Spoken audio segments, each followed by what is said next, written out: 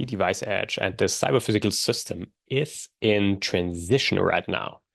And what we're seeing is that cloud technologies now come down to earth, and we can observe how it's changing different domains which are usually quite static. So what we are seeing right now is that in automotive and in production systems, the pace of cloud to integrate cloud technologies is quite high because they need to update and remotely configure their systems more and more, and don't have the personnel to that the person goes to the system or to the car and change all of it by hand.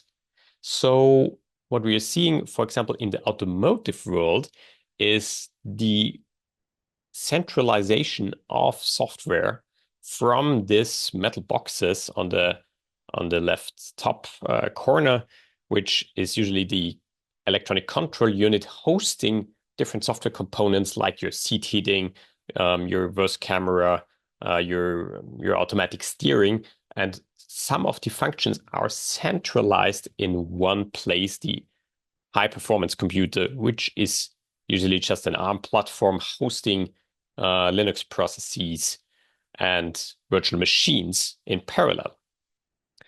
So this is quite a change in a system like this, and cloud technologies also come into play. Therefore, the cloud providers jump the wagon and try to provide in-vehicle operating systems for this domain. So those are Linux systems that should be safety certified and run in cars nowadays. I would like to focus on one attack we saw some years ago, the famous cheap hack. If you don't know it, it's more or less the blueprint for every cyber assessment in this domain. And what they did is they attacked a car via the internet, found a service that it was exposed via IP and port, and therefore they found a way into their infotainment system of a car. And in the end, they took over this infotainment system, also changed a chip. So they overwrote a chip inside this infotainment systems to gain access to the overall vehicle network.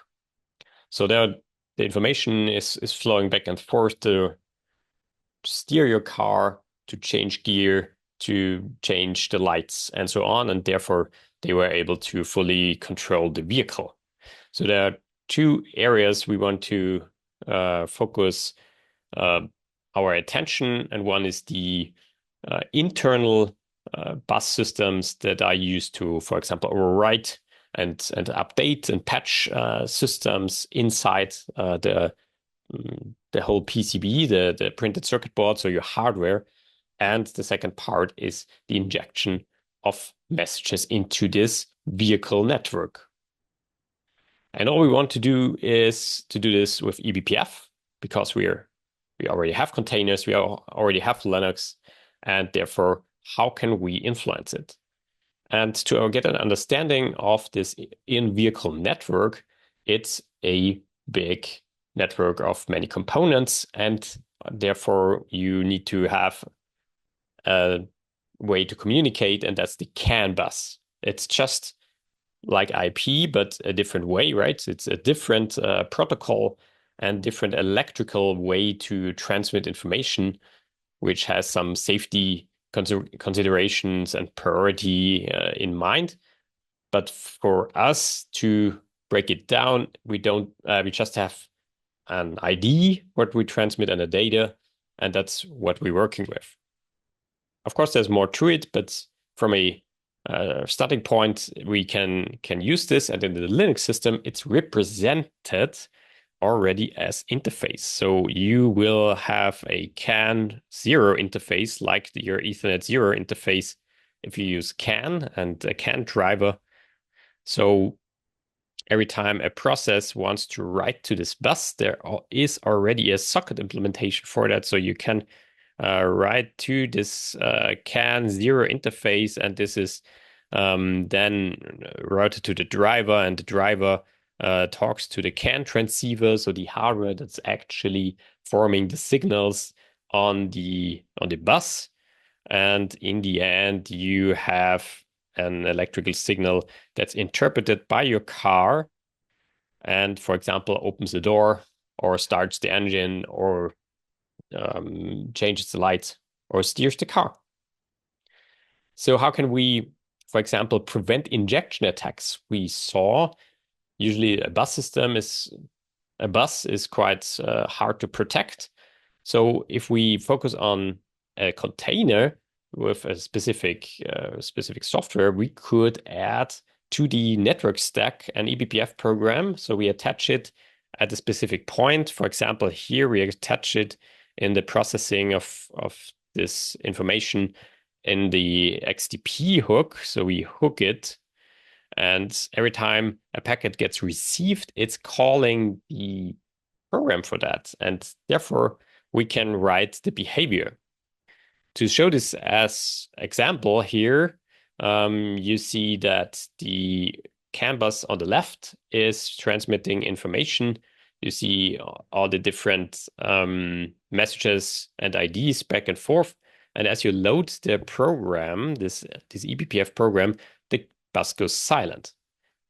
And in this very simple implementation, you can change by a map the way how the this program works. So in this case, we let it all through. And if we want, for example, to limit the length, we also have an operation mode for that. So every time we get the packet, we inspect it for length, or in this case, we inspect it for a specific value to be present, for example, as a format or a value constraint, or even something more complex like signatures. Of course, in the end, you can make it get it back to normal. You can let it all through or block it all. And you can also see in the background here, the packets still get received, but are blocked by this program. So to sum it all up, if we find a way to block this, we can also influence how the network is accessed. How can we also prevent overrides of this flashing?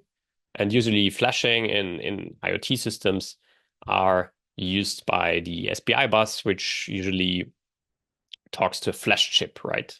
And you don't have to know everything about it, but in the end, you have, for example, in the Linux system, a SPI-def device, which represents how to talk to this chip and to address, for example, exactly that chip to override it. And the Linux kernel takes care of, okay, how this signaling is done in the background. So we can again add a eBPF program for that. We can say, okay, maybe we block it as you get a specific CAN bus, specific SPI ID. So in this example, we quickly show that the SPI bus is used to override a flash. And on the right, we have this logic analyzer hooked up to see the actual signals. And as we use the eBPF program again to block this device, we go a bit forward to load the program. And as it gets loaded, boom, all the bus goes silent because it's not allowed to overwrite. So what can we learn from that? What is the cloud technology for the cyber physical systems? It's how we can build defenses around, for example, third-party contributions or third-party software. And that's really helpful to create observability and security boundaries without touching the application or to change the application for this ever-changing threat landscape. So thank you for your attention. If you want to need more, please get in touch with me. I'm happy to discuss, and thank you for your attention.